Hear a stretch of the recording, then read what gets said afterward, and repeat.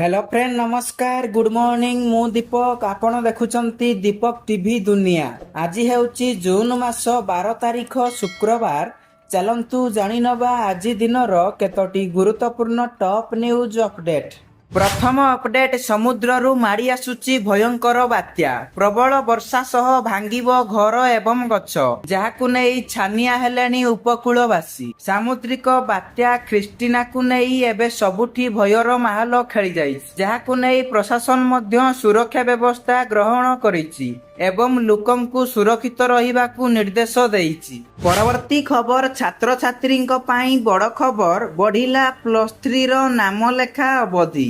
22 रे प्रकाश पाइब प्रथम मेधा तालिका। +3 रो पाठ्यक्रम रे नाम लेखा पाई आवेदन समय सीमा वृद्धि पाइछि। जून 16 तारीख जाए साम्स पोर्टाल रे आवेदन करि परिबे छात्र छात्री एवं जून 22 तारीख रे प्रकाशित हेबो प्रथम मेधा तालिका। एनेई उच्च शिक्षा विभाग पक्षरु सूचना दिया जाइछि। शिक्षा वर्ष 2026 एवं 27 पाई +3 श्रेणीर नाम लेखा प्रक्रिया जातीय शिक्षा नीति 2020 आधार रे कराजिवो। छात्र छात्री माने साम्स पोर्टाल रे कॉमन एप्लिकेशन फॉर्म पूरण करिबा समय रे निज पसंद अनुसार मुख्य विषय उपविषय चयन करि परिबे। परवर्ती खबर केंद्र सरकार बड़ सूचना जून 30 रु बंद होइजिवो कागज नोट एवं ताहारी परिवर्ते आसीबो प्लास्टिक नोट। गत किछि दिन धरी सोशल मीडिया रे आरबीआई संपर्क रे विभिन्न रिपोर्ट भाइराल हेउची।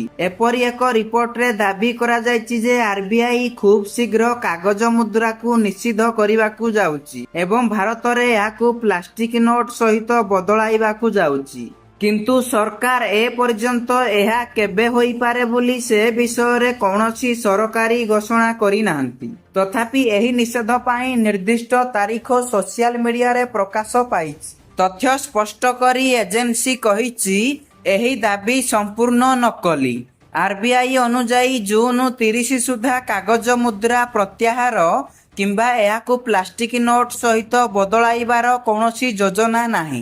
परवर्ती खबर एणिकी बिना ब्याग रे स्कूल आसीबे पिला। एनईपी 2020 अनुसार पाठ्यक्रम रूपरेखा परिवर्तन होईची। ओडिशा पाठ्यक्रम रूपरेखा विद्यालय शिक्षा 2025 को आधार करी पाठ्यपुस्तक बदला जाइची। एनईपी आधार रे स्कूल रे पाठ पढ़ा हेबो। समस्त श्रेणीर पिलांक उपरु विषय वस्तुर भार ह्रास कराजिवो। गोटिए शिक्षा वर्ष रे 230 दिन स्कूल खोलाजिवो। 20 दिन स्कूल रो वार्षिक उत्सव क्रीड़ा उत्सव एवं अन्य उत्सव आदि पालन कराजिवो।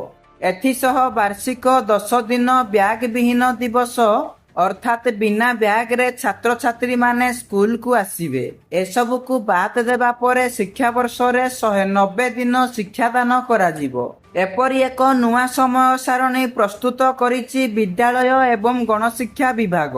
एनेई समस्त जिला शिक्षा अधिकारी को चिट्ठी करा जाइछि। परवर्ती खबर केंद्र सरकार बड़ सूचना आहुरी महंगा हेबो एलपीजी गैस सिलिंडर रो दर। अमेरिका ईरान युद्ध जगु भारत रे लोक माने मध्य मुद्रास्फीतिर शिकार हेउचंती।